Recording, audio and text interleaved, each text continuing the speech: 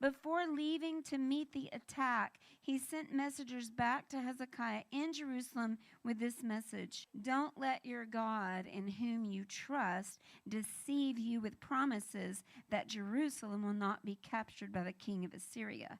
You know perfectly well what the kings of Assyria have done wherever they have gone. They have completely destroyed anyone who stood in their way. Why should you be any different? After Hezekiah received the letter from the messengers and read it. Now think, if you got this message, what would you do?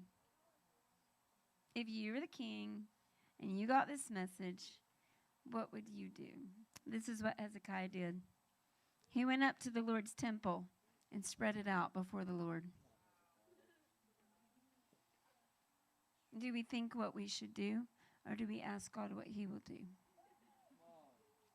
If you were a king, would you decide the best course of action, or would you take the best course of action?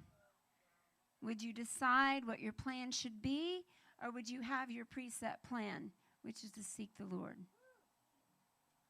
We need to ask ourselves this in our little situations, in our large ones. I don't know about you, but many times I get tricked into figuring out what I should do. The best way even to please the Lord or keep myself or my family safe. And yet the thing to always do is inquire of the Lord. Ask the Lord. Ask the Lord what he wants you to do. Let your word become my life. Let your will be my will too.